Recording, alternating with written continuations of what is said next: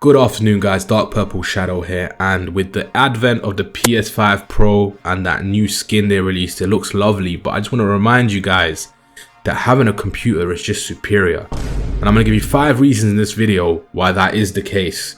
So quick. The first reason is hardware. The hardware you can get on a computer is infinitely more customizable, infinitely more achievable in many cases if you buy used, and you're able to build something dangerous very easily. Now, I know the prices of components are pretty crazy right now, but like for like, building a computer that can keep up with a PS5, you probably aren't spending much more than what a PS5 is, and you'll recoup that cost based on some of the other points I'm going to say. Now, truth be told, the PS5 is a capable machine for what it is, but the architecture of the PS5 was out of date when it came out, and the truth is, it will never keep up with the high end of PC gaming. Even the mid end, it probably won't keep up with it, at least not for much longer. There's another problem with consoles. Their hardware gets out of date very quickly because the development cycles and the cycles the consoles actually work on are so long nowadays. Everything just drags on, and by the time you're 2 years into your console, it is heavily out of date. Second point is around the library and the access to video games. Now, the truth is, you have a lot of games these days on console because there's a lot of downloadable opportunities. But if you consider the fact that on the computer you have games you cannot play on console, people always talk about console exclusives, but some of the best games in the world are PC exclusives. I'm looking at you, League of Legends. As much as I hate that game, it is one of the greatest games of all time. Despite the fact that it is a brain rot to play, it's still a good game. There's a lot of other games such as old school RuneScape, stuff like that. Obviously World of Warcraft, you have your RPGs, you have your very social multiplayer online games that require a PC. So those you cannot play on console. Console does have its kind of bright spots such as Gran Turismo series, etc. That's the one thing I do miss from the PlayStation series. But the truth is, when it comes to consoles, I do believe PC just wins because of the variety and the sheer amount and size of the library. And this kind of goes into point 3 as well, which is game cost.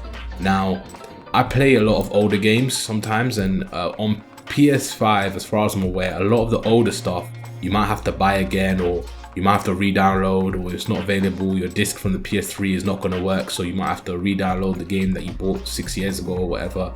So the truth is, the library on console is a lot more arbitrary, and they control it, and that kind of leads into game cost. Game cost is just higher.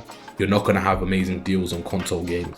It's very rare to have good console game sales compared to stuff like the Steam sale, and games kind of hold their value for a long time, and a lot of times the downloadable versions of the games are even more expensive than the CDs. And a good example of this is the Nintendo Switch. Games on the Nintendo Switch are very expensive, and you don't get no free trials as far as I'm aware. Downloaded a lot of games on Nintendo Switch that I just couldn't get into, and I realized I wasted a lot of money, and so I stopped playing them. But you feel a bit silly when you do that, and a lot of the cheaper games on Switch are effectively e-waste. Like, I'm talking cheap mobile phone kind of games. You also have point 4, which is quite a quick one for me, which is multitasking. I'm just going to say a few words and it's going to explain to you why this point stands.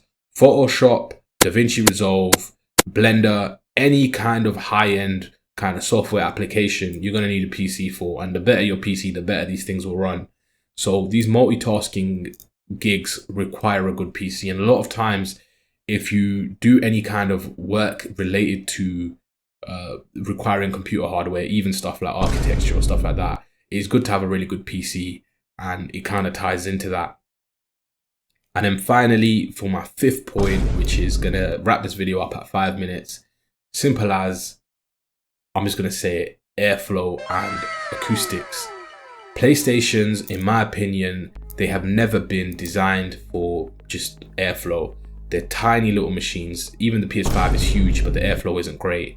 I have a friend and he constantly tells me that his PlayStation sounds like an airplane. I've cleaned it out a few times for him. I've tried to get rid of the dust, but it is just a dust magnet. Now, my PC, for instance, is loud. It's like 50 decibels, which is not the quietest PC in the world, but I can't really hear it from the other room, while PlayStations sound like a vacuum cleaner in many cases. And I feel like the PS5 Pro, or whatever they're calling it, will be superior than the PS5 for this, but it still will not hold a candle to a well-built, large gaming computer. Now, there are a lot of negatives for gaming computers, but in my opinion, the fact of the matter is they're just better. And the only way a PlayStation or any console can compete is purely on cost or on exclusives. And in this day and age, a lot of the biggest exclusives just don't run on one system. You can get them on PC. And there is a sixth point here, which is emulation. Emulation is the bread and butter of most people who are into older games. And phones can do this, computers can do this, at least if you've got Android phones, Windows computers, Linux computers. A lot of these computers can emulate older console games very well. And actually, as far as I'm aware, there is some emulation for modern titles as well, such as Switch titles. Don't know how legal that is, but we're not getting into that. But emulation is just a crazy place to be as well.